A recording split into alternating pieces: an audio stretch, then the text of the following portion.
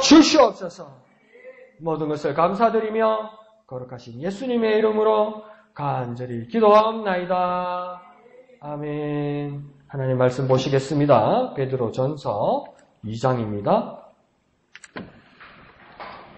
베드로전서 2장 11절에서 25절까지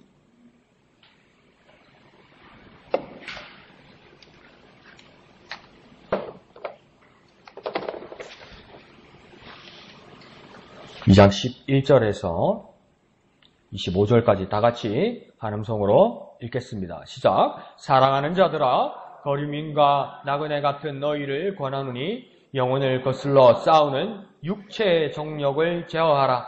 너희가 이방인 중에서 행실을 선하게 가져 너희를 악행한다고 비방하는 자들로 하여금 너희 선한 일을 보고 오시는 날에 하나님께 영광을 돌리게 하려 함이라.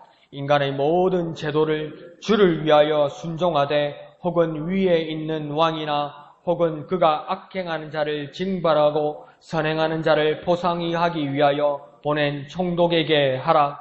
곧 선행으로 어리석은 사람들의 무식한 말을 막으시는 것이라.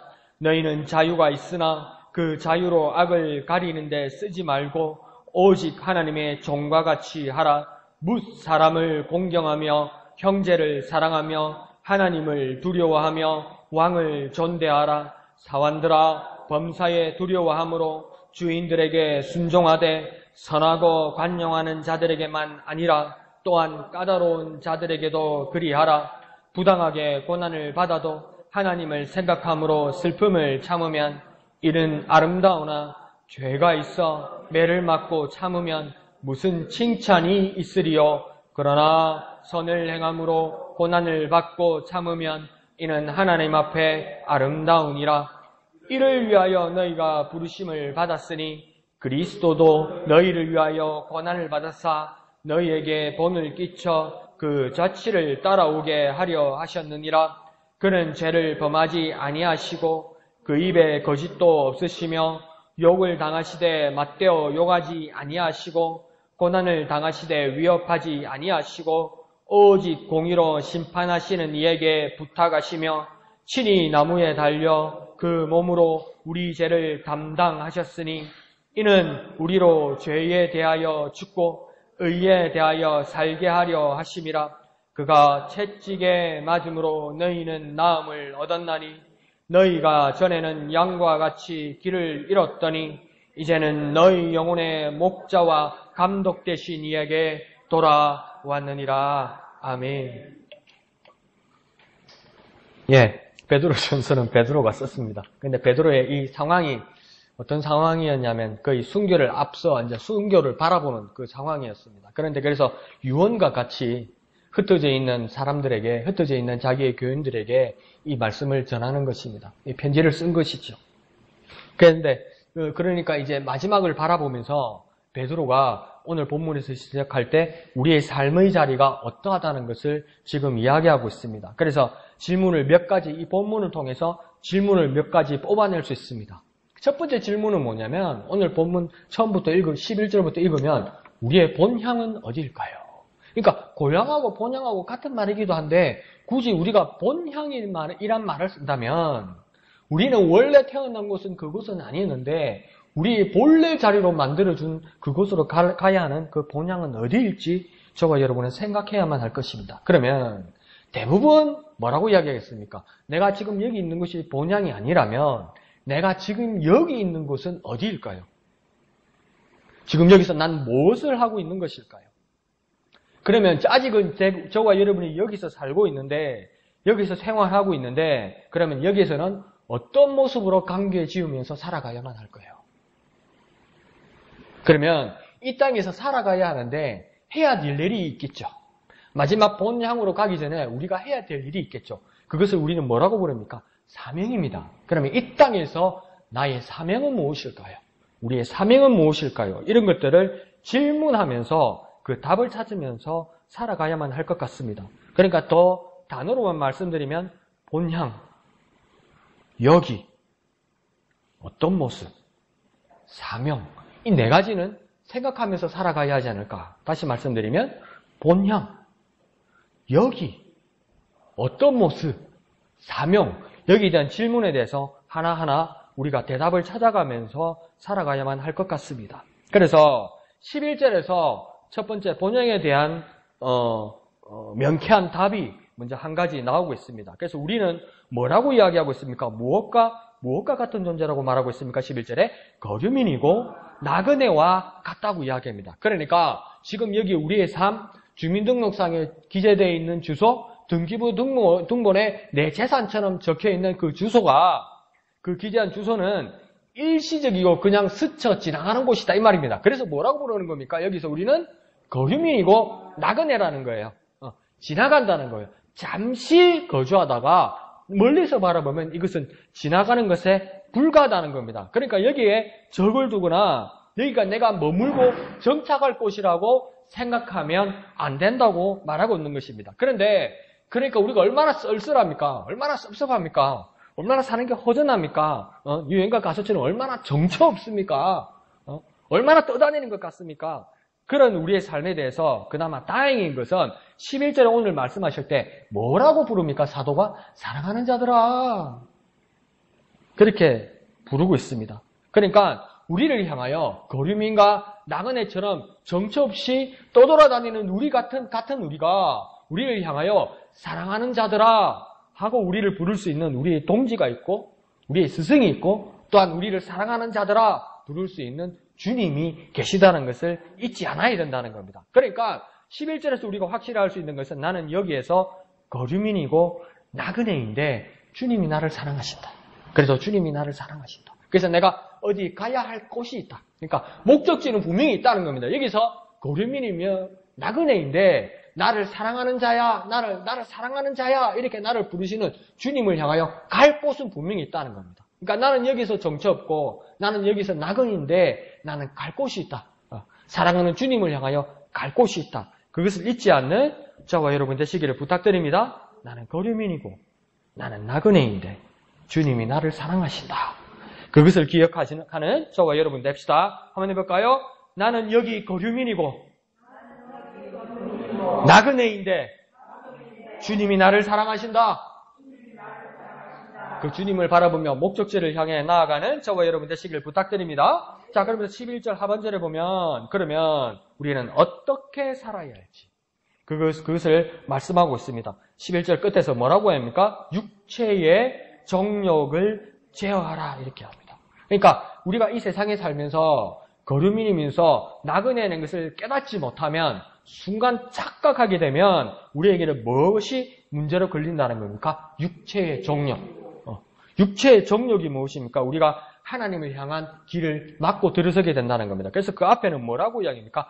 영혼을 거슬러 싸우는 육체의 정욕을 제어하라 이럽니다. 그러니까 내 영혼을 방해하는 것이 무엇이라고 이야기하는 겁니까? 육체의 정욕이라고 이야기하는 겁니다. 그러면 내가 영혼을 위해서 산다면 반대로 내가 영혼을 위해서 산다면 이 세상을 위해서 사는 것이 아니라 사랑하시는 하나님 나라 본향을 위해 사는 사람이 되는 겁니다. 그러니까 내가 영혼을 위해서 산다면 육체의 정욕을 거슬러서 내가 영혼을 위해서 산다면 나는 이 세상을 위해서 사는 사람이 아닌 겁니다. 이 세상의 어떤 물질과 행복과 쾌락과 내가 설정한 목적이 영원히 그것이 내 목적이 될 수 있을 것 같처럼 내가 여기서 천년만년 살면서 부귀영화나 내 목적과 쾌락을 누릴 것처럼 생각한다면 그 사람은 영혼을 위해 사는 사람입니까? 육체의 정욕을 위해서 사는 사람입니까? 육체의 정욕을 위해서 사는 사람입니다. 그런데 내가 영혼을 위해 사는 사람이라면 내 삶을 돌아보아야 된다는 거예요. 내가 지금 내가 살면서 이 세상에 무엇을 위해서 살고 있는가? 그러면 나는 영혼을 위해서 살아야 하는데 영혼을 위해서 살지 못하고 그 영혼을 거스러서 무엇을 위해 사는 겁니까? 육체의 정욕을 위해서 살고 있는 겁니다. 그러면 나는 이 세상에서 거류민이나 나그네가 아니라는 것이죠. 그런데 혹시 나도 모르게 발견한 내가 욕심, 욕망, 본능, 승부욕, 성공을 위해서 미진하고 있다면 하나님 나라와는 정말 상관없이 사는 겁니다. 그런데 이걸 다 하나님의 영광을 위한 것이라고 우리 이야기하거든요. 하나님 건강 주세요. 하나님 부여 주세요. 하나님 행복 주세요. 다 하나님의 영광을 위해서 살겠습니다. 근데 오늘 베드로는 뭐라고 그러냐면 그거 다 육체의 정욕을 위한 것 아니냐. 그 영혼을 거슬르는 건데 그게 어떻게 하나님 앞에 영광이 되겠느냐는 겁니다. 베드로는 그렇게 말하고 있는 거죠. 그래서 그건 헛된 욕망이다. 그것은 육체의 정욕이다. 그래서 두 가지를 베드로는 극단적으로 비교시키고 있습니다. 그러니까 무엇을 비교시키고 있는 겁니까? 영혼과 육체. 꼭 나눠야 되는 건 아니지만 지금 극단적으로 베드로는 한번 비교해 보라는 겁니다. 네 삶을. 무엇과 무엇요? 영혼과 육체. 뭐라고요? 영혼과 육체. 영혼과 육체와 생각하면서 여러분 조용히 한번 묵상을 해보십시오. 스스로. 난 영혼을 위해서 사는가? 난 육체를 위해서 사는가? 난 내 양심에 찔리는 게 나는 나의 육체를 위한 내 이 세상의 삶을 위한 많은 것을 하나님 앞에 구하면서 그게 하나님 앞에 영광이 된다고 착각하면서 사는 거예요. 제가. 베드로가 오늘 말한 거 보면 하나님 앞에 영광이 안 돼. 그건 네 영혼을 거슬르는 거야. 그렇게 말하는 거예요. 그래서 우리 자신을 돌아보고 나는 영혼을 위해 사는가? 난 육체를 위해 사는가? 그렇게 돌아보는 저와 여러분 되시길 부탁드립니다. 자, 그런데 11절 끝에 육체의 정욕을 어떻게 하라고 그랬냐면 제어하라 이랬습니다. 제어하라. 이 제어한다는 말은 뭐냐면 때로는 이 육체의 정욕을 대항해서 싸워야 하고 어떨 때는 이 육체의 정욕을 극복해야 하고 어떨 때는 이 육체의 정욕에 대해서 이기고 견뎌내야 하는 것. 이것을 뭐랍니까? 제어한다는 겁니다. 그러니까 제어한다는 뜻은 뭡니까? 때로는 싸워야 하고 극복해야 되고 이겨야 하고 견뎌내야 하는 것. 제어한다는 건요. 싸워야 하고 극복해야 하고 이겨야 하고 때로는 견뎌내야 하는 것. 이것이 무엇입니까? 제어한다는 겁니다. 오늘 재밌는 이야기를 라디오에서 들었어요. 남자 배우인데 서울시 금년 홍보대사가 된 거예요. 서울시. 근데 담배를 원래 피는 사람이죠. 피는 사람인데 빼다 먹다 못하게 서울시 금년 홍보대사가 된 거예요. 그러니까 이 사람 이제 뭐 해야 됩니까? 담배를 끊어야 되는 거죠. 그러니까 노력하고 있다는 거예요. 현재까지 노력하고 있다는 거예요. 그래서 사회자가 앵커가 물어봤어요. 누구씨 담배를 끊는 비결이 있을까요? 이런 거예요. 그러니까 뭐라고 그랬는지 압니까? 없습니다. 끝까지 그냥 하는 겁니다. 끝까지 하는 겁니다. 그러면 육체의 정욕을 제어하는 비결은 있을까요? 특별한 거 없습니다. 끝까지 싸워야 되고 끝까지 극복해서 이겨야 됩니다. 안 되는데 저절로 되겠는데 그런 일은 없다는 겁니다. 그래서 하나님께서도 동생 아벨을 죽인 가인에게 하나님께서 뭐라고 이야기합니까? 죄의 소원은 너에게 있지만은 너는 뭡니까? 그 죄를 다스릴지니라 이렇게 말씀하셨어요. 이 말은 뭡니까? 죄를 짓고 싶은 마음 사람들에게 있다고 하나님께서 뭐 하는 겁니까? 인정! 육체의 정욕이 있다는 것은 하나님이 없다고 말하지 않고 뭐랍니까? 사람에게 육체의 정욕이 있다는 것은 하나님이 뭐 한다는 겁니까? 인정! 내가 막 하나님을 위해서 막 헌신하기 위해서 육체의 정욕을 싸워서 이기려다가 내가 막 순간 넘어갔어요. 그때 하나님 뭐라 합니까? 인정! 인정은 하는데 하나님 가인에게도 뭐라고 하냐면 넌 죄를 다스리지. 이게 아벨을 죽이고 나서 한 말씀이 아니다. 그죠? 제사가 연락 안 됐을 때 아벨 제사는 연락 받고 가인 제사는 연락 안 받아서 못 받아서 안색이 변했을 때 하나님 그렇게 말한 거죠. 그러니까 하나님도 가인에게 뭐라고 이야기냐면 죄를 다스릴 의지? 그것은 뭡니까? 너 책임이라는 겁니다. 왜냐면 우리가 육체의 정욕을 이길 그것은 무엇입니까? 우리 책임입니다. 우리 책임. 안 되는데요. 모르겠는데요. 안 돼요. 안 되는 거 어떻게 해요? 그렇게 말하면 안 된다는 거예요. 하라고요. 끝까지 하라고요. 또다시 하라고요. 또다시 하라고 해서 그래서 베드로가 뭐랍니까? 육체의 정욕을 제어하라. 좀 있으면 될 거야. 세월 지나면 그냥 될 거야. 그렇게 말하지 않아요. 그러니까 육체의 정욕을 제어하라. 적극적으로 좀 해라. 적극적으로 좀. 알아지겠지. 되지겠지. 목사님, 말씀하시는데 은혜는 되는데요. 목사님도 솔직히 양심적으로 말해주세요. 오늘 말씀하신 거 다음 주 가면 목사님 말씀하신 거 목사님 기억 안 나죠. 근데 우리한테 뭘 요구합니까? 목사님, 내 마음밭은요, 옥토가 아니고요, 콩나물 시루예요. 콩나물 시루. 물 조금만 샥 다 빠져요. 샥 다 빠져요. 샥. 목사님 아무리 내한테 부어줘봤자 샥 빠져요. 찰찰찰찰 그런 소리 안 들립니까? 그런데 목사님 알고 보면 콩나물처럼 자라잖아요. 그러니까 너무 애쓰지 마세요. 그렇게 말하면 안 된다고. 애써 좀 쓰라고 말하는 거예요. 그래서 육체의 정력은 뭡니까? 제어하라. 네가 좀 해라. 해라 좀. 그렇게 말하는 겁니다. 그러니까 뭐라고 말하는 겁니까? 정욕을 다스리라. 욕심을 극복해라. 죄와 싸워라.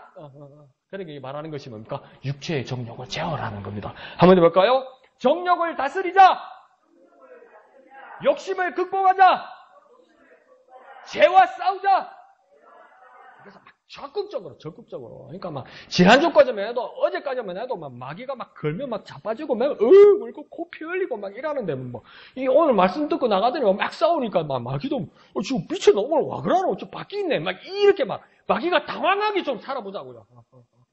막 적극적으로 그렇게 싸워 이기는 육체의 정욕을 제어하는 저와 여러분 되시기를 부탁드립니다. 자, 그러면서 12절부터는 이 육체의 정욕을 제어하는 구체적인 시험 강령이 나옵니다. 육체의 정욕을 제어하는 방법이 뭐냐? 어떻게 하는 것이냐? 12절 상반절에서 뭐라고 이야기냐면 행실을 선하게 가지라 이렇게 말합니다. 그러니까 뭔 말입니까? 선행하라고 이야기합니다. 뭐 칼을 갈거나 총을 닦거나 뭐 대포를 준비하거나 뭐 그래라 할 줄 알았더니 뭐 하라고 이야기합니까? 김세계 행실을 선하게 하라. 선행하라고 이야기합니다. 뭔가 착하고 옳은 행동을 해야 한다는 겁니다. 그런데 그것이 어떤 큰 일이 일어난다고 12절에서 말하냐면 이 선한 일이 증거가 되는 날이 올 것이다. 이 선한 일이 언제 증거가 된다고 이야기하는 겁니까? 하나님이 오시는 날에 하나님이 그것을 보고 하나님 뭐 하신다고요? 영광 받으신다고요. 그러니까 우리가 육체의 정욕을 제어하는 가장 큰 무기는 뭐냐면 선행하는 것인데 이 선행은 무엇을 바라보면서 옳은 일을 하는 것이냐? 하나님이 보신다는 마음으로 선행하라는 겁니다. 하나님이 보신다는 마음으로 옳은 일을 하라는 겁니다. 분명히 이건 하나님 보신다. 누가 못 봐도 하나님은 보신다. 분명히 내가 하는 이 선행에 대해서 누가 오해할지라도 누가 뭐할지라도 나는 꿋꿋이 이 선행을 할 수 있다. 이 선한 일을 할 수 있다. 이 옳은 일을 할 수 있다. 무엇 때문에요? 하나님이 보시기 때문에. 하나님은 바라보시기 때문에. 하나님이 바라보시기 때문에 끝까지 참고 이 선한 일을 하게 되면 하나님께서 뭐 하신다고요? 영광 받으신다고요. 영광 받으신다고요. 그러니까 우리가 어떤 마음으로 해야 됩니까? 하나님이 보신다. 하나님이 보신다. 근데 이 마음을 보신다는데 좀 잘 조정해서 봅시다. 하나님이 보신다니까 하나님 감시한다. 하나님 CCTV 카메라로 다 본다. 다 본다. 그러니까 막 허튼 짓 하면 안 된다. 들키면 큰일 난다. 들키면 큰일 난다. 이거 말고요. 우리 목사님들 재밌는 이야기 하잖아요. 10계명 플러스 1계명이 하나 있다. 11계명이 있다. 제 11번째 계명이 뭡니까? 들키지 마라. 안 들키면 된다 이러잖아요. 근데 이게 하나님이 보신다는 말은 들킬라 이 말이 아니고요. 정말 하나님은 내 마음 아신다 이 말입니다. 그 마음으로 하나님이 보신다는 마음으로 하나님이 보신다는 믿음으로 옳은 일을 하라는 겁니다. 옳은 일을. 그러면 하나님이 하나님 나라에 오셔서 하나님이 영광 받으신다고 이야기하는 겁니다. 한번 해볼까요? 하나님이 보신다. 하나님이 보신다. 그러니까 아무도 몰라줘도 하나님은 아신다 이 말입니다. 그래서 그 마음으로 선행하여서 정말 육체의 정욕을 제어하고 이기는 저와 여러분 되시기를 부탁드립니다. 그래서 심지어 12절 중반절에서는 뭐라고 하냐면 우리의 선행을 악행한다고 비방하는 자들도 있을 거라는 겁니다. 진짜 이러면 아무것도 하기 싫죠. 아무것도 하기 싫죠. 제가 선한 일인데 작전이다 저거 꿍꿍이가 있다. 지금 나중에 뭐 하려고 그런다. 나 속이는 거다. 이러면서 뭡니까? 나를 모함한다는 겁니다. 그 얼마나 일하기 싫습니까? 나 안 합니다. 이러면 나 진짜 안 합니다. 나 같으면. 이번에 우리 어머니 모시고 이제 동아대병원 정기검진을 갔는데요. 이 코로나 하니까 막 얼마나 통제가 심합니까? 문 싹 다 잠궈버리고 그 병원에 출구 많은데 입구 많은데 다 잠궈버리고 딱 가운데 한 군데만 열어서 뭘 통제하는 거예요. 열 감지하고 막 왔다 간 사람 여기다가 스티커 붙여서 온 사람 그냥 들어온 사람 왔다 간 사람 체크 다 하고요. 근데 나가는데 해전문이에요. 해전문. 큰 해전문 있잖아요. 나갈 때는 해전문인데 거리 유지해야 되잖아요. 사람 대 사람. 그래서 저는 유지를 하려고 해전문은 계속 돌아가고 거리는 유지해야 되고 그래서 내가 사람들이 그 다음 해전문 가면 내가 앞에 사람이 요만치 여기면 요만치 의자면 요만치 내가 거리를 유지를 했어요. 근데 내가 밖에를 못 나가는 거라. 왜? 내가 거리를 유지하면 가운데 또 누가 들어와 있고, 가운데 또 누가 들어와 있고, 가운데 또 누가 들어오는 거라. 빈자리라고 생각하는 거예요. 빈자리라고. 나는 간염을 방지하기 위해서 나는 이랬는데 안 돼. 또 들어와 있고, 또 들어와 있고. 나는 발을 못 대는 거예요. 문은 계속 돌아가고 계속. 그러니까 이제 안내하시는 분이 영문을 모르고 막 저한테 다그치는 거예요. 왜 안 가냐고, 왜 안 가냐고, 왜 안 가냐고. 그래, 들어가니까 또 요즘은 자동문, 회전문이 정말 좋아가지고, 센서가 좋아가지고, 사람의 몸이 살짝 부딪히면 딱 서대요, 그게. 그 내가 빌려가지고 맨 뒤에 서 있으니까 자꾸 문이 부딪히니까 문이 자꾸 서는 거예요. 그러니까 사람들은 자꾸 내주니까 내 때문이라는 거라. 나 때문이라는 거라. 근데 나는 뭐 하려고 그랬습니까? 사람들을 배려하고, 법을 지키고, 그 사람들의 안전을 지켜주려고 그런 거죠. 근데 사람들의 눈초리와 그 병원 스태프들은 왜 저래 멍청하냐는 거야. 왜 저렇게 바보짓하는 거냐. 왜 저렇게 불편하게 하냐고 그렇게 말할 거 아니에요. 그러니까 오해받은 거 아니에요. 그렇지 뭡니까? 그럴지라도 그렇게 비방할지라도 하나님은 뭐라고 합니까? 오늘 베드로는 뭐라 합니까? 하나님 앞에서 올바르고 선하게 하라는 겁니다. 그럼 제가 어떻게 할까요? 그 자꾸 왜 뒤에 부딪힙니까? 어떻게 할게요? 우리 목사님 같은 거니까, 네, 죄송합니다. 이럴 거죠. 에헤!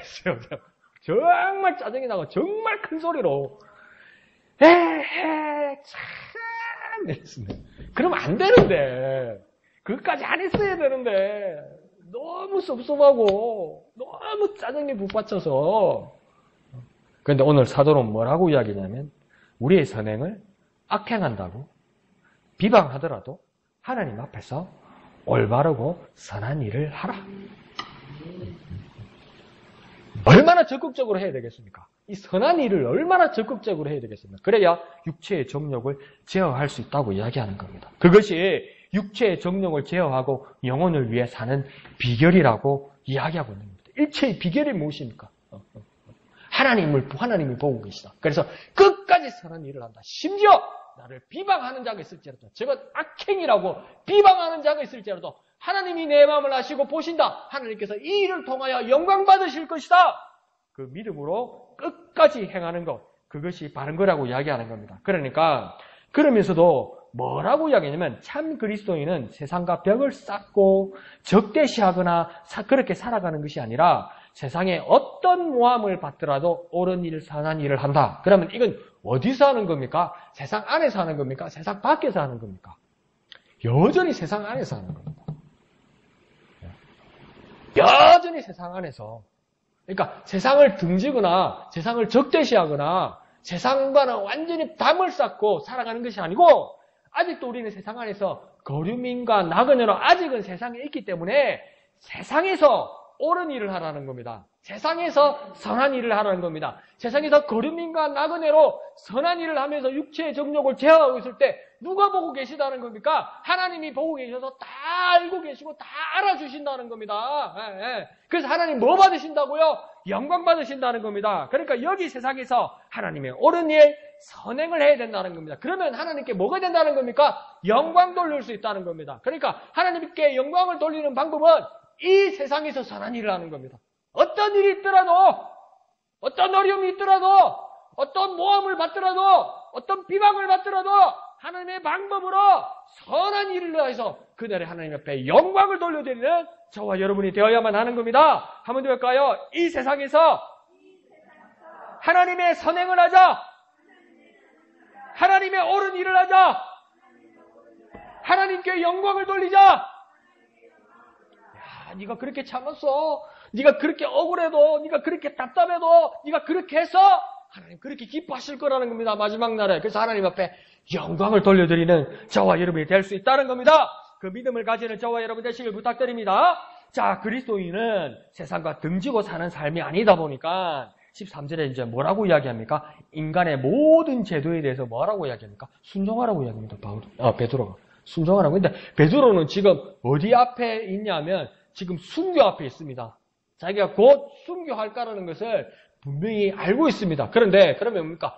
잘못된 인간의 제도 같고 오해한 재판의 결과 때문에 베드로는 형장에 이슬로 사라질 운명인데 그러면 베드로는 뭐라고 이야기했을까? 야들아, 주님께서 나에게 말씀하여 주셨는데 즉 로마의 압제에 의해서 나는 선한 일을 하는데 그 재판, 잘못된 재판에 의해서 내가 죽게 될 것이다. 그러니까 인간의 제도들은 잘못된 것이다. 그렇게라도 말하고 가야 되는데 베드로 뭐라 합니까? 인간의 제도에 대해서 뭐라고 이야기합니까? 순종하라고 이야기하는 거예요. 비록 세상 사람들이 제도일지라도 거부하거나 거절하지 말고 무엇을 위해서? 주를 위하여 순종하라는 겁니다. 근데 무엇을 주를 위하여 순종하는 겁니까? 여기 하나님의 법을 순종하라는 거 아닙니다. 13절에 뭘 순종하라고요? 인간의 제도를요. 사회의 제도를요. 사회의 법을요. 그러니까 무시하지 말라는 겁니다. 제가 정말 부담된 적이 있어요. 저하고 이렇게 저 토론토 있을 때 한인교회에서 저 청년들하고 이렇게 말씀 나누는 이 모임을 하다가 막 서로 이제 마음이 통하고 관계가 유지되고 해서 막 서로 기도하고 우리 정말 하나님의 비전으로 살자 이러면서 정말 막 행복하고 이렇게 똘똘 뭉쳐서 이렇게 잘 지냈어요. 근데 한 친구가 어려서부터 이렇게 이민을 와서 이제 뭐 작은 일도 하고 돈벌이도 하고 사업도 바라보고 이러고 있는 거예요. 그런데 이 친구가 모임에서 간증을 하면서 뭐라고 했냐면 우경아 조금만 참아라. 조금만 견뎌라. 네가 목사만 되면 네가 교회에 할 수 있도록 내가 재정을 내가 다 돕겠다는 거. 왜 저러지 저게 막 잘해준다면 내가 불안하고 내가 생떼기 삐딱했어. 고맙게만 하고 지금 해야지.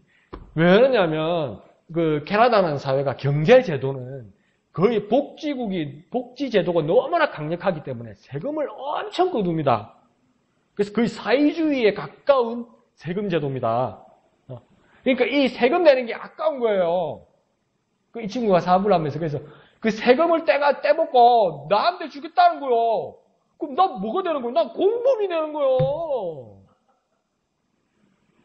그러니까 세상의 제도가 잘못됐다고 생각하고 내가 그리스도이기 때문에 세상의 제도가 잘못됐고 인간의 제도가 잘못됐고 그래서 그것과 등지고 살면서 내가 하나님 일을 하는 사람을 위해서 내 벌이의 돈을 세금 안 내고 쓰겠다.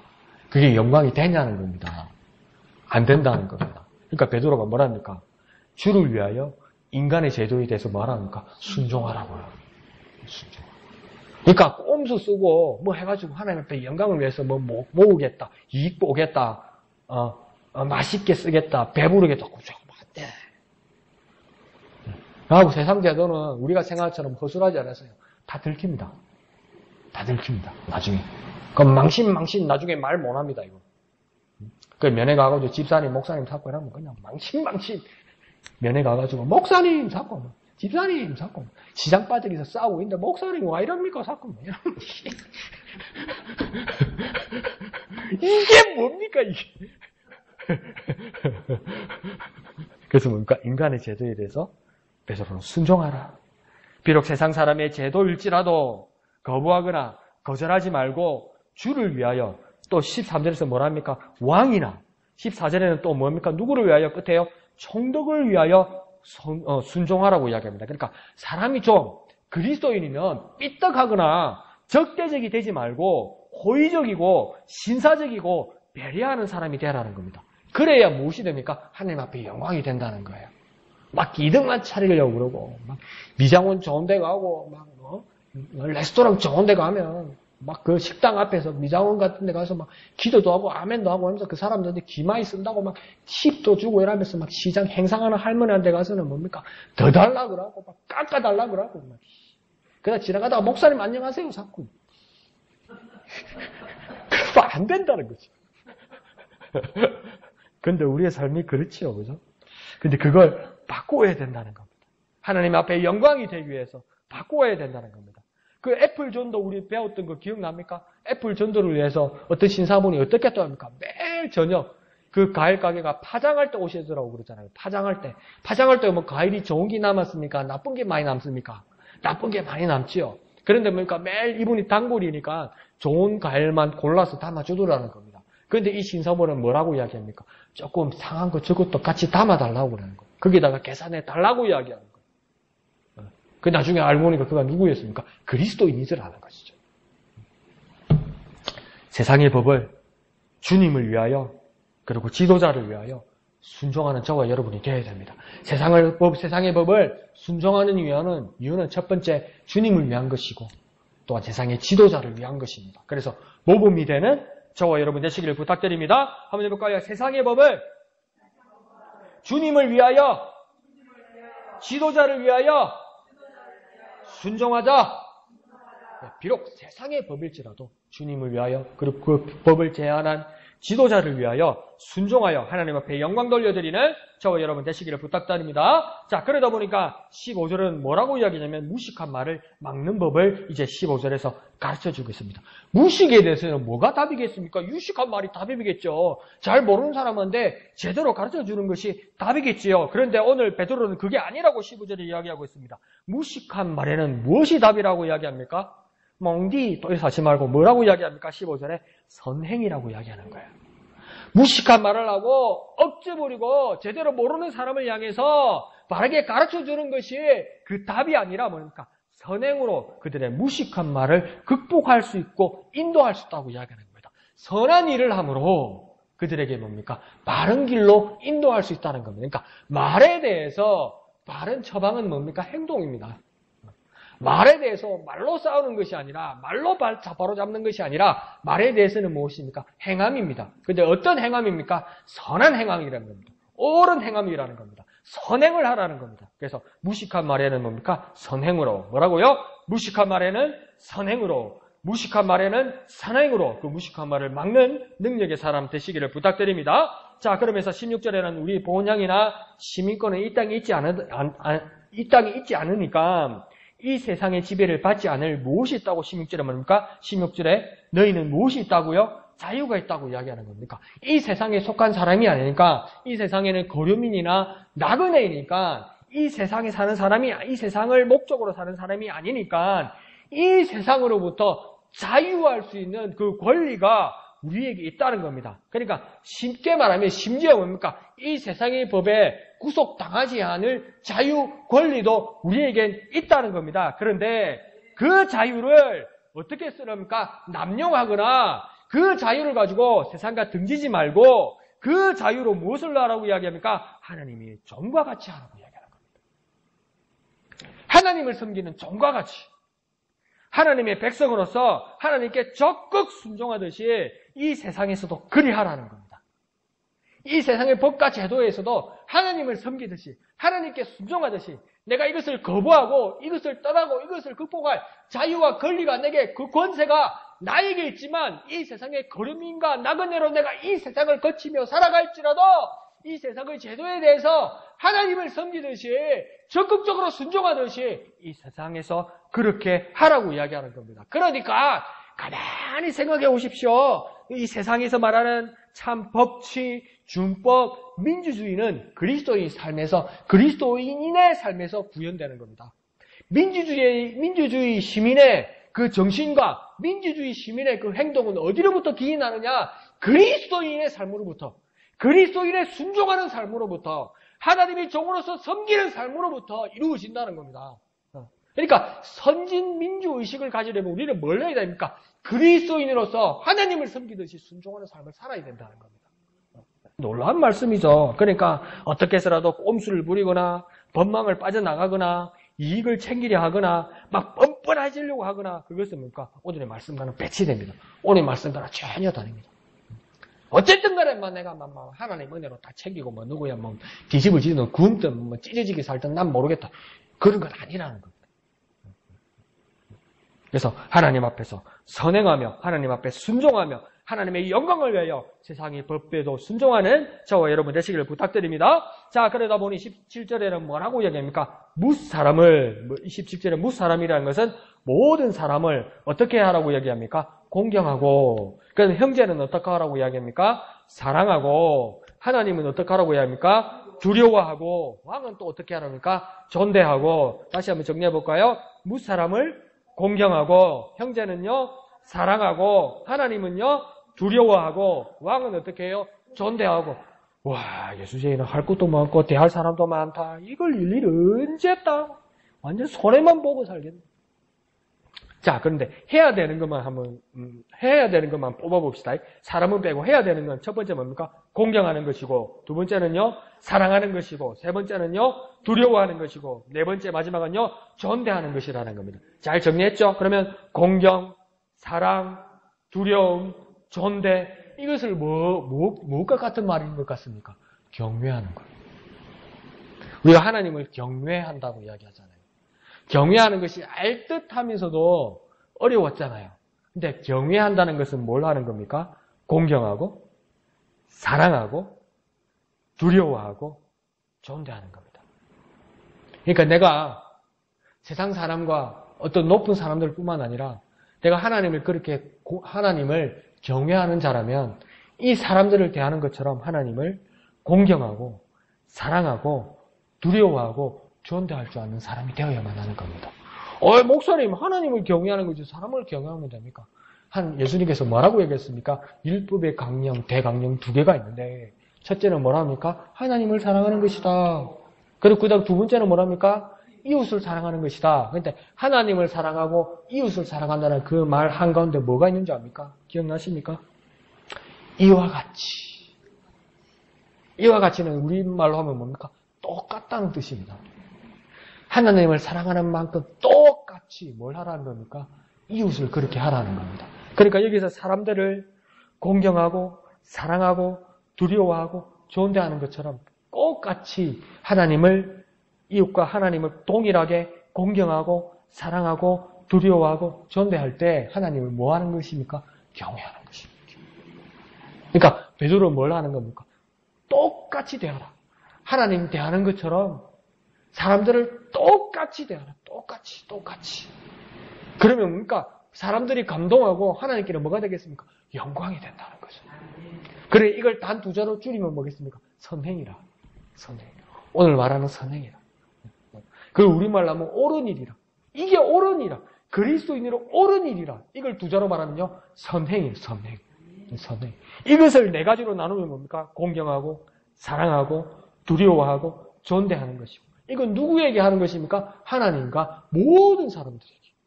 그래서 하나님을 뭐 하는 것이라고 이야기했습니까? 경외하는 것이다. 그러니까 하나님과 모든 사람들에게 그렇게 하는 저와 여러분 되시기를 부탁드립니다. 자, 그러면서 18절에는 뭐라 합니까? 사환들에게 이야기합니다. 사환은 무엇이겠습니까? 심부름하는 고용된 하인, 종들을 말하겠죠. 그러면 사원은 오늘 우리에게 해당되지 않겠죠. 그렇지만 오늘 우리에게 적용한다면 가정, 직장, 학교, 교회, 교회 여러 지체 안에서 관계 안에서 충분히 말할 수 있는 관계입니다. 그러니까 분명히 내가 누구를 우러러보고 누구를 따라야 되고 누구를 존중해야 할 위치는 있는 겁니다. 그러니까 최고 꼭대기에 있는 사람은 없는 겁니다. 관계 맺으면서 존중해야 되고 관계 맺으면서 따라야 되고 관계 맺으면서 순종해야 되는 그런 자리 우리는 얼마든지 있다는 겁니다. 그런데 이 관계에 대해서 사환과 같은 이 관계에서 베드로는 뭐라고 이야기하냐면 좋은 사람이건 나쁜 사람이건 인격적인 사람이건 모욕적인 사람이건 가리지 말고 뭐하라고 이야기합니까? 한번 그냥 읽어볼까요? 18절을 보면 사환들아 범사에 이 말은 뭡니까? 모든 일에 두려워함으로 누구에게요? 주인들에게 뭐하라고 이야기합니까? 순종하라고 이야기합니다.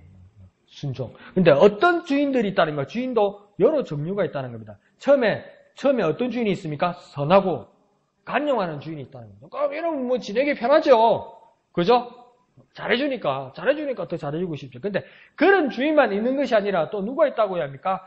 까다로운 주인도 있다는 겁니다.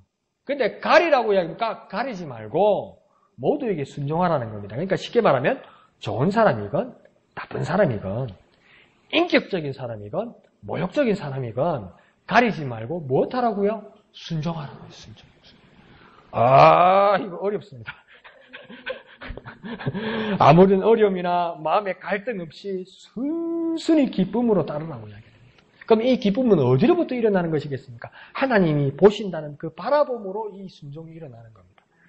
하나님이 날 바라보신다는 그 믿음 때문에 어떤 사람이건 가리지 않고 순종한다는 겁니다. 그러니까 사람을 보면 가리지 않고 순종이 되겠습니까? 안 되겠습니까? 안 돼요. 어떻게 되겠어요?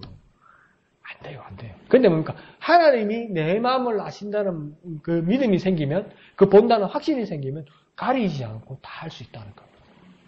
그러니까 하나님이 보신다는 그 기쁨으로 순수하게 정말 따르고 순종하여서 그 선행을 하는 저와 여러분이 되어야 됩니다. 그러니까 그렇게 선행하면 하나님께 뭐가 되겠습니까? 영광이 된다는 거예요. 그래서 뭡니까? 못되게 말하면 뭐라고 합니까? 막 전도하러 갔는데 막 날 조롱하는 사람이 있고 예수 믿는다고 하면 날 핍박하는 가족들이 있고 그러면 뭐라고 해야 합니까? 예수는 내가 믿고 덕은 네가 보는 줄 알아요.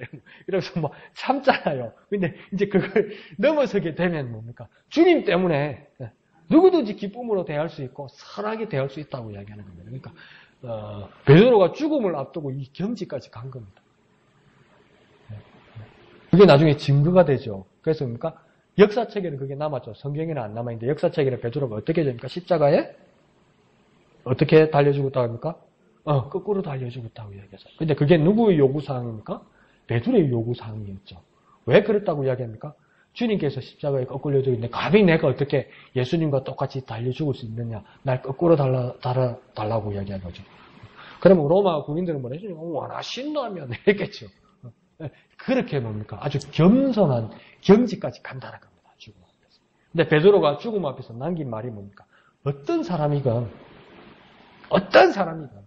그렇게 선행하라고 합니다. 그러면 뭐가 된다는 겁니까? 하나님 앞에 영광이 된다는 겁니다.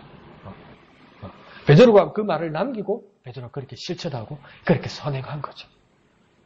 그래서 우리도 그런 경지까지 나아갈 수 있도록 소망하고 기도하고 바라보고 한 발이라도 더 나아가는 저와 여러분 되시길 부탁드립니다. 막 실망하고 실패해서 실족해서 막 뒷걸음질 칠지라도 다시 막 옷 털고 다시 땀 한번 딱 닦고 다시 한 발 더 오늘 한 발 무너졌으면 아마 오늘 내일은 두 발이라도 한 발 반이라도 또다시 그렇게 육체의 정욕을 제어하고 선행하여서 보시는 하나님을 바라보면서 하나님 앞에 영광 돌려드리는 아름다운 선행과 순종을 하는 저와 여러분 되시기를 부탁드립니다. 자, 그러면 20절 끝에 뭐라고 이야기합니까? 하나님께 아름다운 모습이라고 이야기하죠. 하나님께 아름다운 모습이 무엇일까요? 일꾼으로서 어떤 상황에서도 순종하는 모습이 그러하다는 겁니다.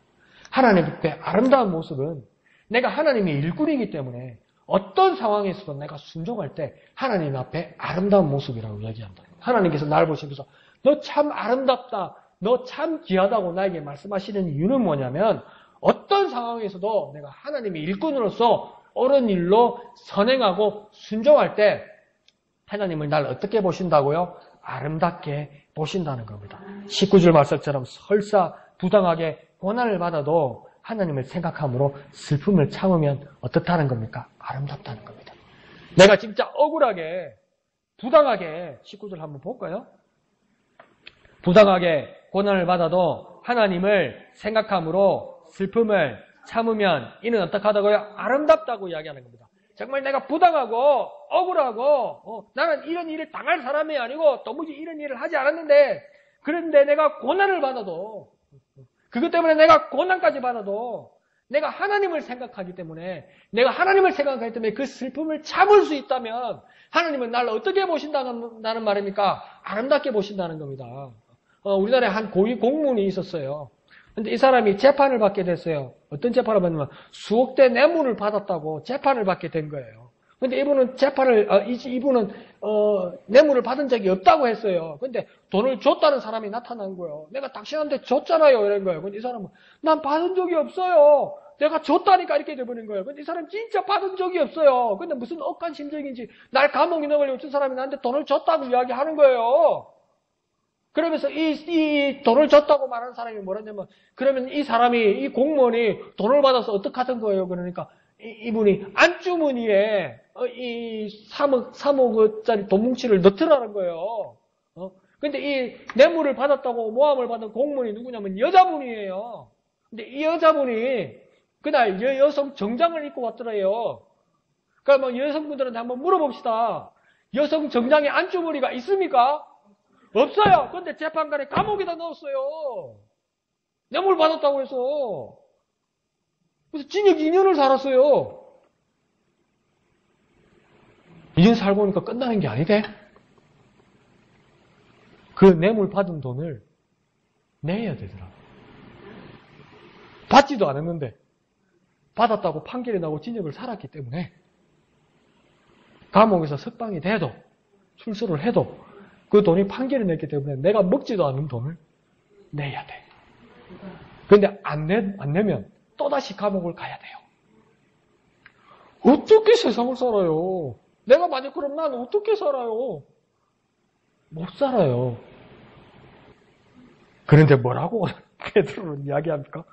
아, 사람 환장하겠네. 부당하게 고난을 받아도 하나님을 생각함으로 슬픔을 어떻게 하면요? 피하고 싶은데 뭐라고 합니까? 참으면 이게 어떻게 한다고요? 하나님 앞에 아름다움이라. 참으면 이게 사람으로 가능한 일입니까? 불가능한 일이죠. 정말 억울한 일이죠. 20절에는 비록 선을 행함으로 고난을 받으면 20절 한번 볼까요? 죄가 있어도 매를 맞음으로 참으면 무슨 칭찬이리요. 그러나 선을 행함으로 고난을 받고 참으면 또 참으란다. 이는 하나님께 아름다움이라. 선을 행했는데 뭐가 돌아왔다고요? 복이 돌아온 게 아니고 뭐가 왔다고요? 고난을 받았다. 그리스도인의 삶에는 분명히 기억하십시오. 그리스도인의 삶에는 하나님이 보시는 그 정말 믿음으로 선을 했는데도 선을 행했는데도 뭐가 올 수 있다고요? 고난이 올 수 있다고요. 그리스도의 선에는 행복뿐만 아니라 뭐가 올 수도 있다고요? 고난이 올 수 있다고요. 그러면 내가 선을 행했는데 고난 받는다고 내가 하나님 앞에 잘못했구나 이렇게 생각하면 됩니까? 안 됩니까? 안 돼요. 그것보다 뭡니까? 하나님이 보신다는 믿음을 가져야 된다는 거예요. 그래서 그 억울함에도 불구하고 뭐 하면? 참으면 이는 뭐라고 하나님 앞에 어떻다고요? 아름답다고 이야기하는 겁니다. 비록 선을 행함으로 고난을 받으면 억울하고 아무도 진실같이 힘을 몰라주면 섭섭하기 그지없고 억울할지라도 이를 하나님만이 아신다는 사실은 이것은 뭡니까? 너무나도 아름다운 것이라는 겁니다. 하나님만이 아신다는 것이 너무나 아름다운 거라는 겁니다. 이 가치를 저와 여러분이 깨닫고 붙들어야 된다는 겁니다. 정말 그리스도인이라면 하나님이 알아주신다는 것이 이게 정말 아름다운 것이라는 것을 여러분 깨달으셔야 된다는 겁니다. 붙들어야 된다는 겁니다. 정말 우리가 당하면 이해가 안 갈 거예요. 접수하기 힘들 거예요. 그런데 뭡니까? 더욱더 매달려서 이것이 정말 아름다운 것이라는 것을 깨닫게 하여 주시옵소서. 그래서 그것을 깨달을 때 정말 하나님 앞에 아름다운 일이라는 것입니다. 그러니까 하나님 때문에 선행하는 것은 아름다운 일입니다. 어떤 고난을 겪을지라도 어떤 부당한 일을 겪을지라도 하나님 때문에 선행하고 참는 것은 아름다운 일입니다. 한번 해볼까요? 하나님 때문에 선행하고 참는 것은 아름다운 일이다. 하나님 때문에 선행하고 참는 것은 아름다운 일이다. 아름다움을 바라보는 저와 여러분 되시기를 부탁드립니다. 그래서 21절은 명시합니다. 이를 위하여 너희가 부르심을 받았으니 부르심을 받았대요. 부르심을 받았다는 말은 뭡니까? 사명이래요. 무슨 사명을 이룬 것을 주시니까 이를 위하여 너희가 부르심을 받았다. 이것이 너희의 사명이라고 이야기합니다. 그게 뭡니까? 무슨 일이 있어도 주님을 위하여 선행하고 순종하라는 겁니다. 어떤 억울한 일이 있고 어떤 부당한 일이 우리를 도사리고 우리 앞에 떡 나타날지라도 그 어떤 일이 있을지라도 주님을 위하여 선행하고 순종하라는 겁니다. 어떤 환경과 어떤 위험이 있고 어떤 변수가 나타날지라도 주님을 위하여 어떤 상황이도 주님을 위하여 선행하고 순종하라는 겁니다. 이게 뭐라고요? 우리의 사명이라고요. 우리가 걸음인가 나그네로서 그럼에도 불구하고 아직 우리가 이 땅에 있어야 하는 이유는 무엇이냐? 우리에게 사명이 있기 때문입니다. 우리가 해야 될 일이 있기 때문입니다. 우리가 그리스도인으로서 임무가 있기 때문입니다. 이게 뭡니까? 무슨 일이 있어도 선행하는 겁니다. 어떤 억울한 일이 있어도 하나님 앞에 옳은 일을 하는 것입니다. 그것이 무엇입니까? 하나님 앞에서 아름다운 일입니다. 우리의 사명은 주님의 영광을 위하여 선행하고 순종하는 것입니다. 그것을 잊지 않는 저와 여러분 되시기를 부탁드립니다. 한번 해볼까요? 우리의 사명은 주님의 영광을 위하여 선행하고 순종하는 것입니다. 우리의 사명은 주님의 영광을 위하여 선행하고 순종하는 것입니다. 그것을 잊지 않고 어떤 일이 있을지라도 주님의 영광을 위하여 나를 보시는 하나님을 향하여 선행하고 순종하여서 이 세상에서 하나님 앞에 영광 돌려드리는 저와 여러분 되시기를 부탁드립니다. 자, 21절 하에는 그 본이 되는 자가 있다. 20절 보면 답답하죠. 자기도 못할 것을 이렇게 막 떠들고 가버리면 우리는 부담이 돼서 어떻게 사냐고 이걸. 어떻게 억울하세요? 화병으로 죽으란 말이요 이게. 근데 재밌는 이야기는 뭐냐면요. 그 억울하게 징역 2년을 산 공무원이 있잖아요. 그 모함한 그 사람 있잖아요. 증인. 그 사람이 시간이 지나서 이렇게 살면 안 되겠는 거예요. 자기가 모함하면 안 되겠는 거예요. 근데 검사가 그걸 시켰거든요. 협박을 해서. 자기가 근데 나중에 재판 끝나고 나니까 자기도 이렇게 거짓 증언을 하면 안 되겠는 거예요. 그래서 나중에 재판장에 나와서 양심 선언을 한 거예요. 그거 사실 아니다. 내가 거짓 증언한 것이다. 아무도 안 믿어주는 거예요. 아무도 안 믿어줘요. 그래서 이 사람은 뭡니까? 감옥에 있는 사람보다 먼저 죽었습니다. 화병으로. 너무 답답해서. 병이 나서, 쏙병이 나서. 그러니까 베드로 사도가 괜히 성령에 감동돼가지고 어떤 억울한 일을 당할지라도 선행하고 순종하고 말하면 막 이게 우리가 부담이 돼가지고 어떻게 세상을 살아? 이런 부담이 되잖아요. 이렇게 살 수 있는 사람이 있을까? 누가 이렇게 할 수 있을까? 그렇게 말할 때 21절 이하에 그 본이 되시는 모델이 되시는 분이 있다고 이야기하는 겁니다. 21절을 보면요. 이를 위하여 너희가 부르심을 받았으니 누가 그랬다고 합니까? 그리스도도 너희를 위하여 고난을 받았다. 그리스도가 자기 죄 때문에, 자기 잘못 때문에, 자기 어떤 문제 때문에 고난을 받은 것이 아니다. 분명히 목적하는 자들이 있었다. 그 누구를 위하는 겁니까? 너희를 위하여, 곧 우리를 위하여. 그러니까 고난의 대가를 받을 자는 그리스도가 아니고 누구였습니까? 우리였다는 거예요. 그런데 뭡니까? 우리를 위하여 그리스도가 대신 받았다는 겁니다. 그러면 그 그리스도의 자취를 따라가면 그리스도도 너희를 위하여 고난을 받으사 너희에게 본을 끼쳐 뭡니까? 그 무엇을요? 그 자취를 따라오게 하려 하셨느니라. 그러니까 그 예수님의 그리스도 예수의 자취, 그 흔적을 따라가면 된다는 겁니다. 이걸 어떻게 지킬까 이렇게 생각할 때 우리는 예수 그리스도 그분의 자취, 예수 그리스도 그분의 흔적, 예수 그리스도 그가 행하신 그 모습 그대로 그 발자국대로 따라가면 된다는 겁니다. 그러니까 쉽게 말해볼까요? 뺏기면 된다는 거예요. 누굴 뺏기면 된다는 겁니까? 예수님과 뺏기면 된다는 거예요. 옛날에 뭡니까? 선생님이 수련장 연습 문제, 종합 문제 숙제 내주면 뭐랍니까? 이놈의 자식 풀지도 않고 뭐랍니까? 밑에다가 정답 수련장 정가에 막 정답 쫙 뺏기고 가잖아요. 근데 뺏기고 가면 수학 문제 됩니까? 답만 딸랑 써가지고 푼 걸 하나도 없고 그 들키잖아요. 그래도 뭡니까? 답은 정확해. 왜요? 뺏겼으니까. 우리도 어떻게 인생을 풀지 모르겠어. 어떻게 선행할지 모르겠어. 어떻게 순종할지 모르겠어. 뭡니까? 뺏기라고. 누굴 뺏깁니까? 예수님을 뺏기라고. 뺏기다 보면 실력 늡니다. 처음에 뭔지도 모르겠는데 자꾸 뺏기다 보면 실력 늡니다. 그래서 수학 문제도 뭐랍니까? 풀어난 거 계속 쓰다 보면 100개 중에 한두 개는 맞춘다고 그러잖아요. 나중에. 예? 이거 한번 뺏겨봤는데 이러면서 그러니까 비슷한 문제 보면 맞춘다고 이야기하잖아요.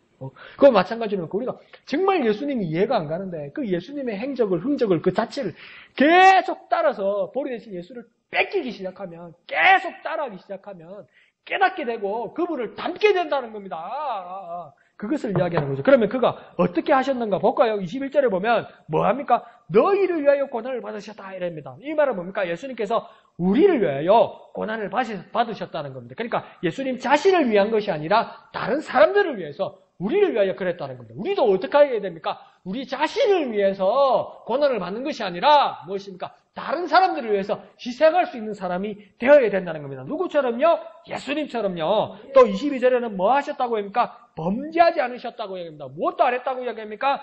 거짓말도 안 하셨다고 이야기합니다. 그러니까 무엇입니까? 위반하지도 않았고 은큼하지도 않았다는 겁니다. 그러니까 우리도 예수님처럼 범죄하지 않고 거짓말하지 않아야 된다는 겁니다. 그러니까 쉽게 말해서 막 빨간불이도 훅 지나가고 막 좋은 거 하나 입에 더 넣으려고 막 안 먹었는데 그래서 막 시식코너 나눠주는데 아까 받으실 줄 안 받았는데 그래서 막 받아놓고 다시 줄 서가지고 뒤에서 받아가지고 안 받았는데 또 받고 이런 거 하지 말라고 했죠.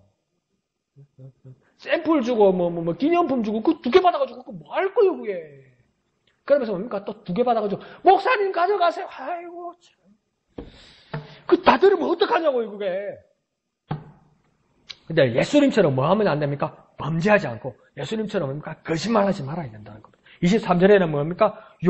역으로 대응하지 않으셨다고 이야기합니다. 또 뭡니까? 고난에 대해 위협에 대해 뭐 하지 않으셨다고요? 대항하지 않으셨다는 겁니다. 그러니까 대응하지도 않고 대항하지도 않았다는 겁니다. 억울한 일에 공격에 대해서 뭐 하지 않았다고요? 대응하지도 안 하고 뭐도 안 했다고요? 대항하지도 안 했다는 겁니다. 뭐 하지 않고요? 대응하지도 않고 뭐합니까? 대항하지도 안 했다고요. 억울한 일에 욕 듣는 일에 정말 답답한 일에도 뭡니까? 대응하지도 않고 대항하지도 않았다는 겁니다. 누가 그랬다는 겁니까? 예수님께서 그랬다는 겁니다. 그러니까 우리는 뭘 해야 된다는 우리 사명은 그 예수님을 뺏겨야 된다고요. 뭐라고요? 예수님을 뺏겨야 된다고요. 예수님을 따라야 된다고 말하는 겁니다. 24절에는 그리고 또 뭐랍니까? 23절에 오직 공평하고 의로우신 하나님께 부탁했다는 겁니다. 그러니까 뭡니까? 억울하게 그렇게 살다가 죽으라 이 말이 아니고 뭡니까? 하나님의 심판을 기다렸다는 겁니다.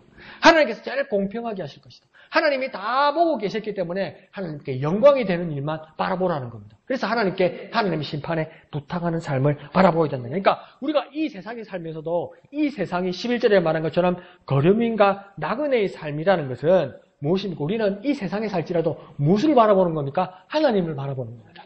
하나님이 날 바라보고 계시다는 것을 보면서 나도 뭘 바라보는 겁니까? 하나님을 바라보는 겁니다.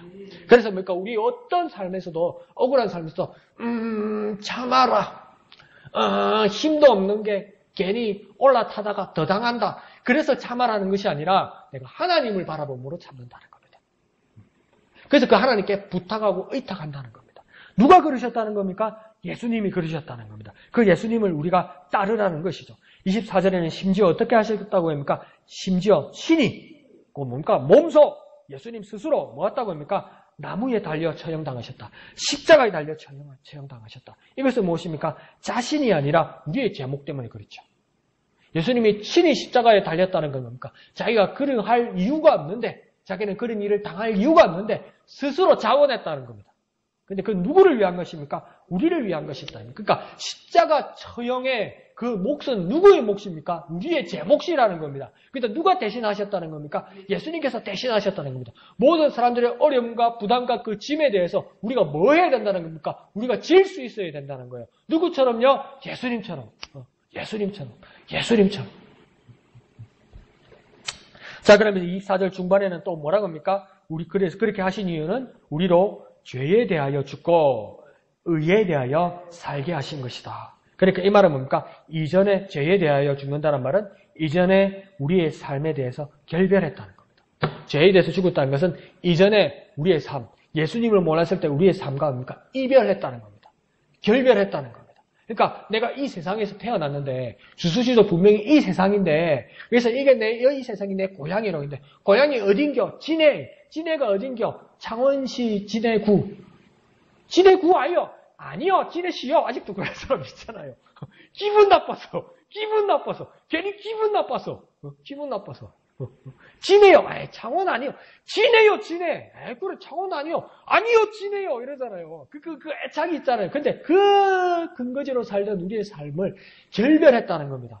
그리고 뭘로 산다는 겁니까? 예수로 산다는 겁니다. 의에 대해서 산다는 겁니다. 하나님의 새로운 삶으로 살게 된다는 겁니다. 그리고 24절 하반절에는 뭐랍니까? 그러므로 이사야서를 베드로가 인용한 거죠. 그거 뭐라고 얘기합니까? 그가 채찍에 맞음으로 너희는 뭐요? 나음을 얻었다. 이것을 다시 한번 생각하면 어떤 말이냐면 완전히 변화된 상태와 모습이 되었다는 겁니다. 완전히 변화되었다는 겁니다. 나음을 입었다는 겁니까? 완전히 바뀌었다는 겁니다. 완전히 바뀌었다는 겁니다. 그가 채찍에 맞음으로 우리가 완전히 바뀌었다. 그러니까 21절에서 24절까지 우리가 본받아야 할, 우리가 뺏겨야 할 예수의 삶의 모습의 핵심은 뭐냐면 다 같이 이것을 한 줄로 요약하면 어떤 모습이냐면 자신을 위해 살지 않고 남을 위해 살았다는 거예요. 예수님은요, 자신을 위해 살지 않고 남을 위해 살았다는 거예요. 우리를 위해 살으셨다는 거예요. 그것이 무엇입니까? 우리의 사명, 우리의 숙제인 선행입니다. 선행. 그게 하나님 앞에서의 옳은 일입니다. 나를 위해 살지 않고 다른 사람을 위해서 사는 것. 예수님께서 예수님 자신을 위해 살지 않고 우리를 위해서 살으셔서 우리를 살게 하셔서 우리는 뭡니까? 새 생명을 얻게 된 거예요.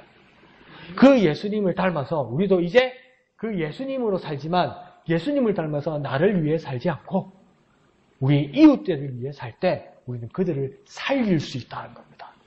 그들을 구원할 수 있다는 겁니다. 이 삶을 우리가 예수를 인해 누리는 것만이 아니라 세상을 향하여 우리가 작은 예수가 되어서 선행하고 순종하고 섬기고 사랑하는 사명을 다하게 될 때 많은 생명들을 구원하는 일에 우리가 쓰임받게 된다는 겁니다. 그래서 예수님처럼 선행하고 순종하고 섬기고 사랑하는 사명을 다하는 저와 여러분 되시기를 부탁드립니다. 한번 해볼까요? 예수님처럼 선행하고 순종하고 섬기고 사랑하는 사명자가 되자. 예수님처럼 선행하고 순종하고 섬기고 사랑하는 사명자가 되자.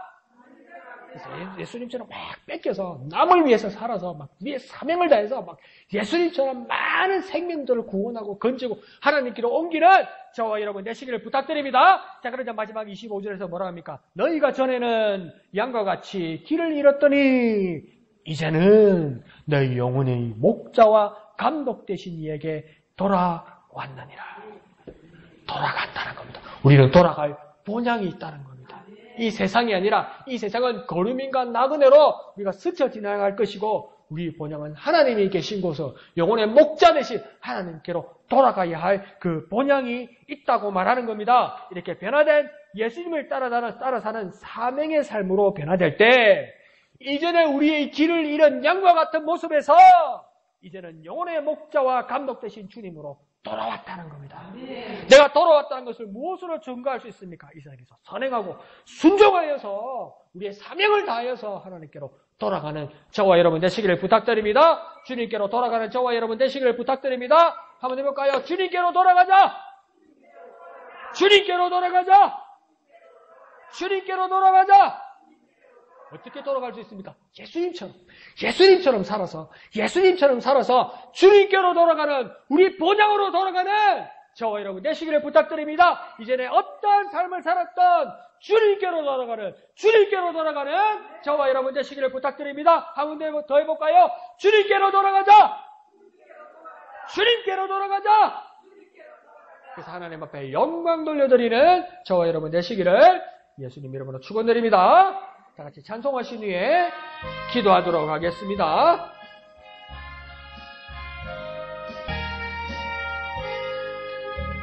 나 주를 멀리 떠났다 이제 옵니다. 나 죄의 길에 시달려 주여 옵니다. 나 이제 왔으니 내 집을 찾아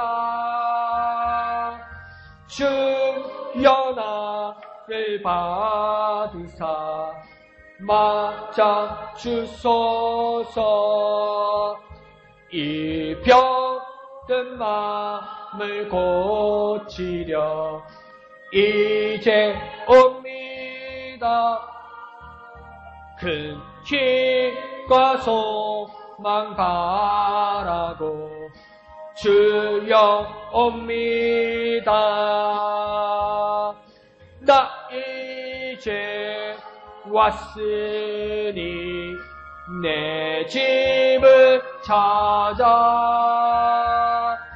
주여 나를 받으사 맞아 주소서. 나 바랄 것이 무언가 우리 주 예수 날 위해 죽임 당하신 믿고 옵니다. 나 이제 왔으니 내 집을 찾아 주여 나를 받으사 맞아 주소서. 아멘. 시간 기도하실 때 나 주님께로 돌아가기를 원합니다. 내 주님께로 돌아가기를 원합니다. 이 세상의 삶을 청산하고 결별하고 주님께로 돌아가기를 원합니다. 주님 주신 말씀대로 선행하기를 원합니다. 옳은 일 하기를 원합니다. 어떤 부당한 일을 당할지라도 하나님만을 바라보고 나를 보시는 하나님 앞에서 참으며 아름다운 일을 향하여 아름다운 일로 선행하기를 원합니다. 주님께로 돌아가기를 원합니다. 내 사명 다하기를 원합니다. 예수님처럼 영원 구원하기를 원합니다. 주여 역사하여 주옵소서. 돌아가게 하여 주옵소서. 돌아가게 하여 주시옵소서. 주님의 이름 크게 한번 부르고 다 같이 기도하겠습니다. 주여 주님께로 돌아갑니다. 주님께로 돌아갑니다. 주님께로 돌아갑니다. 선행함으로 순종함으로 주님께로 돌아갑니다. 선행함으로 순종함으로 주님께로 돌아갑니다. 어떤 부당한 일이 있을지라도 어떤 억울한 일이 있을지라도 주님께로 돌아갑니다. 선행하고 순종함으로 옳은 일함으로 더 주님께로 돌아가기를 원합니다. 예수님처럼 예수님을 본받아 예수님을 따라 살기를 원합니다. 예수님처럼 나 자신을 위한 것이 아니라 많은 영혼을 위하여 살기를 원합니다. 많은 영혼을 위하여 선한 일을 하기를 원합니다. 순종하기를 원합니다. 우리 사명 다하기를 원합니다. 주여 역사하여 주시옵소서. 나 이제 왔으니 내 집을 찾아 주여 나를 받으사 맞아 주 한번 합니다. 나 이제 왔으니